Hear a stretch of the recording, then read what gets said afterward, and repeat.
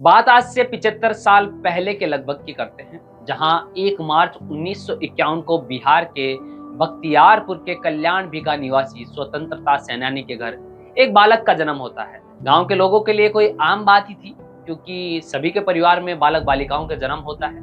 लेकिन शायद किसी को पता नहीं था कि इस दिन जन्मा एक बालक बड़ा होकर बन जाएगा चीफ मिनिस्टर ऑफ बिहार। जी हाँ, बिहार का सीएम बन जाएगा, इस बात का किसी को भी अंदाजा नहीं था।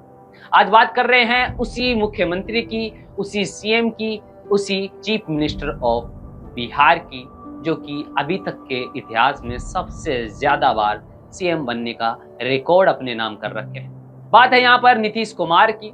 नीतीश कुमार कुछ ऐसे सीएम हैं जिन्होंने सबसे ज्यादा यानी कि 9 बार शपथ लेने का रिकॉर्ड बनाया।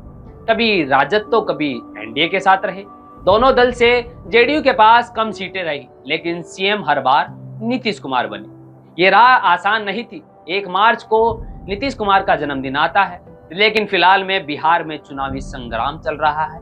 कोई बोलता है कि यहाँ पर त्रिकोणीय मुकाबला है, कुछ कहा नहीं जाता।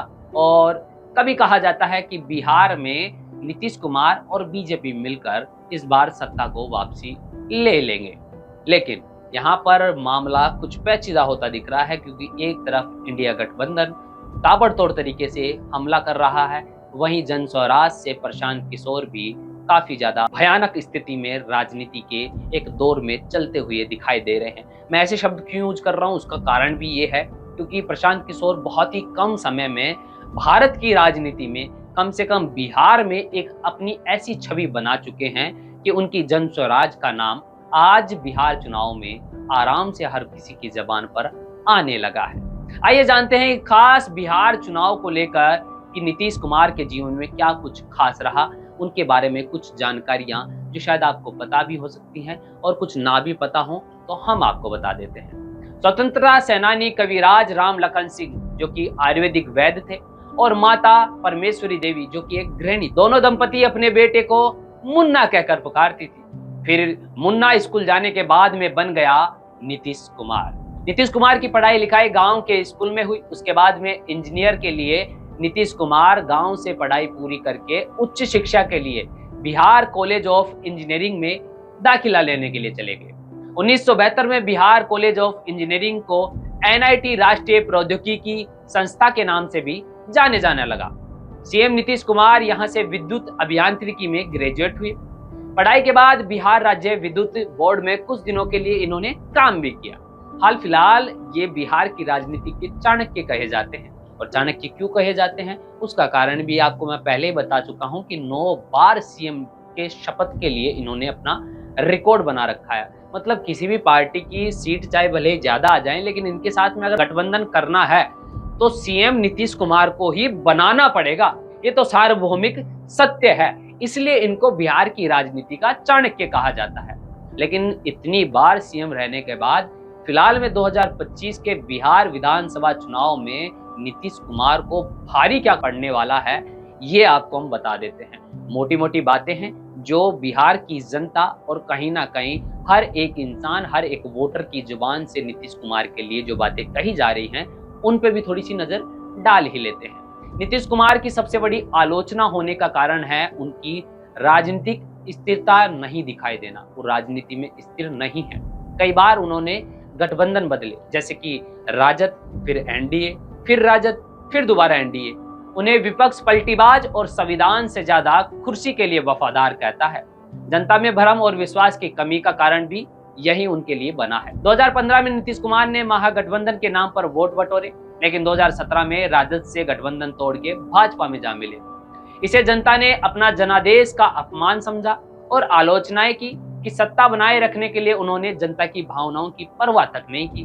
पहले कार्यकाल 2005-2010 में सुशासन बाबू की छवि बनी, लेकिन 2015 के बाद विकास कार्यों में धीमी यानी कि गति बिल्कुल धीरे हो गई।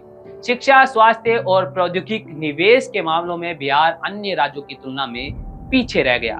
2022-2024 के दौरान बिहार में अपराधों की घटनाएं बहुत ज्यादा बढ़ने लगी। वहां पर आपराधिक मामले काफी ज्यादा सुर्खियों में चलने लगे। जब बिहार में नीतीश कुमार यानी सुशासन बाबू की सरकार होने के बाद भी जब ऐसी घटनाएं, अपराध की घटनाएं ज्यादा आने लगी, तो लोग उनका ये टैग जो उनको दिया था सुशासन बाबू का, वो कहीं ना कहीं पीछे खींचते हुए नजर आने लगे।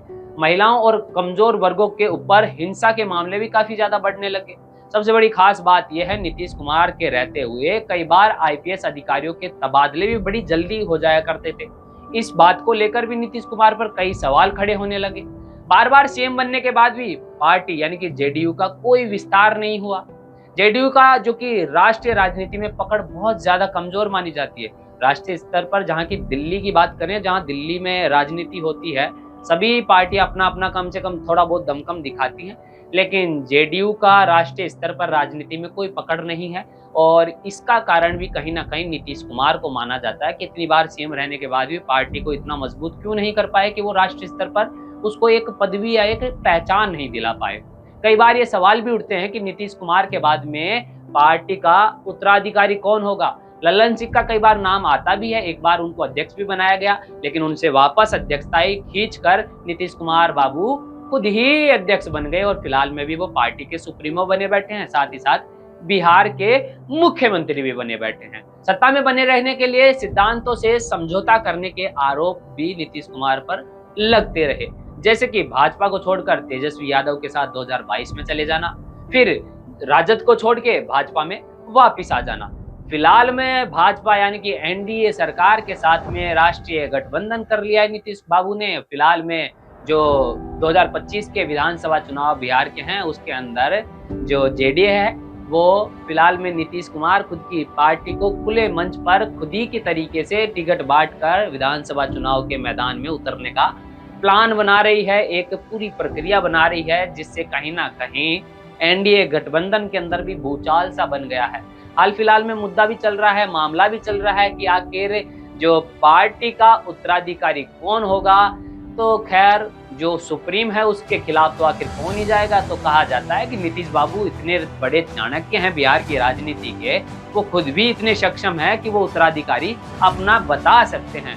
लेकिन हाल फिलहाल में जो कि पलटू राम के नाम से, पलटू बाज के नाम से और सत्ता प्रिय संविधान से ज्यादा, इस वजह से कहीं ना कहीं नेगेटिविटी और साथ ही साथ आलोचनाएं नीतीश कुमार को इस चुनाव में झेलनी पड़ सकती है। वहीं जो तीन कोणीय यानी कि तीन तरफ से ये विधानसभा चुनाव हो रहा है, उसको लेकर भी काफी ज्यादा मजेदार होने वाला है ये चुनाव, क्योंकि प्रशांत किशोर अपना दमखम फूंक रहे हैं, साथ ही साथ राहुल गांधी और तेजस्वी यादव अपना दमखम फूंक रहे हैं, और एक तरफ भाजपा और नीतीश कुमार की पार्टी मिलकर विधानसभा चुनाव 2025 बिहार में लड़ने के लिए तैयार है। कर देखना होगा कि नीतीश कुमार की ये सारी जीवनी सुनकर आपका क्या फैसला होता है। अगर आपको भी लगता है नीतीश कुमार पलटूबाज हैं और साथ ही साथ इस बार वो चुनाव जीत पाएंगे या नहीं जीत पाएंगे, बिहार में इस बार किसकी सरकार बन रही है, फैसला आपके हाथ है। और आप अपने कीपैड पर हाथ लगाएं और कमेंट करके हमें भी बताएं कि आखिर माहौल क्या है, बिहार में आखिर कौन बना रहा है सरकार, कौन बन रहा है बिहार का मुखिया। जुड़े रहे मेरे चैनल के साथ, क्योंकि मैं यहाँ पर आपको बिना फिल्टर के अपडेट देता रहूंगा, क्योंकि ये है हम सबका चैनल लोकव्यू। मिलते हैं अगले वीडियो में, तब तक के लिए सुरक्षित रहें, महफूज रहें। मिलते हैं, धन्यवाद, नमस्कार।